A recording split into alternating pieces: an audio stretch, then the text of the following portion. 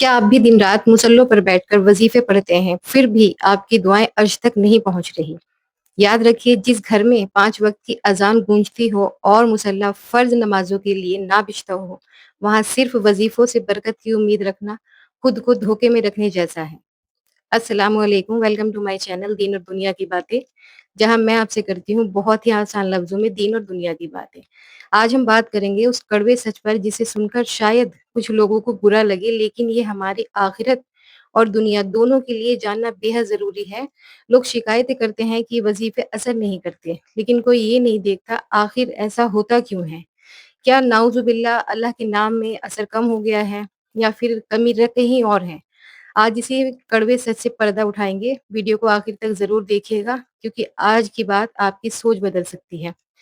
देखिए, जब वजीफा असर नहीं करता तो हम मायूस हो जाते हैं, लेकिन सच तो यह है कि गलती उस वजीफे की या अल्लाह के नाम की नहीं होती, गलती हमारी खुद की होती है।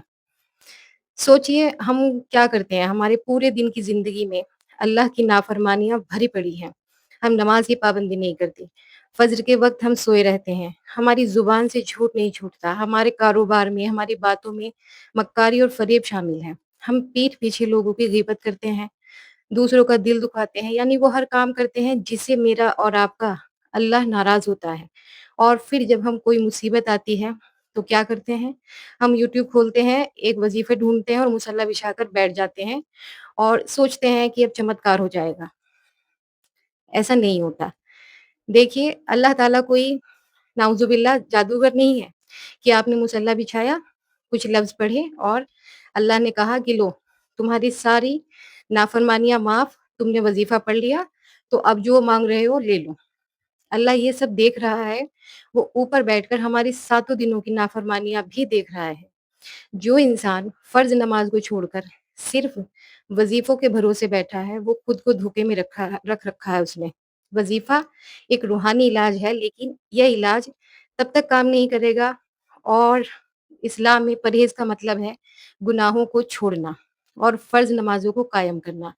जब तक दिल साफ़ नहीं होगा, जब तक हमारी कमाई हलाल नहीं होगी, जब तक हम अपनों के साथ फ़रेब करना बंद नहीं करेंगे, तब तक होठों से निकले शब्द या हमारे अल्फाज अर्श तक नहीं पहुंच सकते। हमारी पूरी दुनिया को राजी करने की कोशिश करते हैं। हम सोचते हैं कि भाई इसको भी नाराज ना होने दे, उसको भी, लेकिन जो हमारा खालिक और मालिक है उसकी सबसे बड़ी नाफरमानी करते हैं, यानी नमाज छोड़ना। याद रखिए, इस्लाम में नमाज कोई चॉइस नहीं है। मन किया तो पढ़ लिया और मन नहीं किया तो छोड़ दी, कि मगरिब की पढ़ ली है, ईशा की छोड़ दी। नहीं, कुरान की आयत सूरह अन-निसा आयत नंबर 103 में अल्लाह ताला साफ इरशाद फरमाते हैं, बेशक नमाज मोमिनों पर मुकर्रर वक्तों में फर्ज की गई है। जामिया तिर्मिज़ी की हदीस नंबर 2618 में हमारे प्यारे नबी हज़रत मोहम्मद सल्लल्लाहु अलैहि वसल्लम ने इरशाद फरमाया है, ईमान और कुफ्र के बीच का फ़र्क नमाज को छोड़ना है। और आप खुद सोचिए, जब हम अपने और कुफ्र के बीच की दीवार यानी कि नमाज को ही गिरा देते हैं, तो हमारे होठों से निकले वजीफे या उसके हमारे अल्फाज अल्लाह के दरबार में कैसे कबूल होंगे? कुछ लोग बहाने बनाते हैं कि हम बीमार हैं, सफ़र में हैं या थके हुए हैं।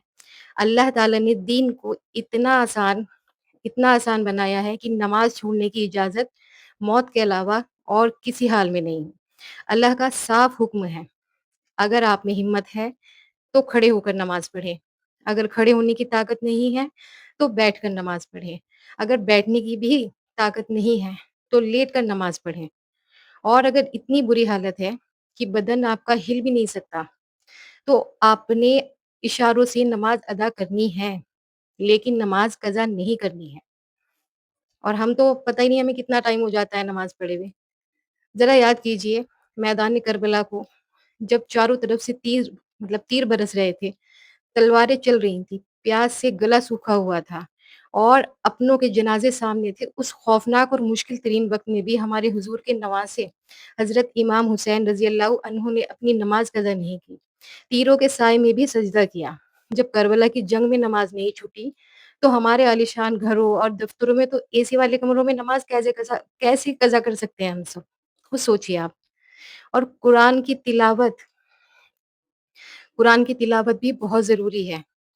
دیکھیے، اگر اپنی دنیا کی پریشانیوں کا حل چاہتے ہو اور چاہتے ہو کہ آپ کے وظیفے اور دعائیں کام کریں، تو آج ہی سے نماز کو اپنی زندگی کا سب سے پہلا فرض بنا لیجئے۔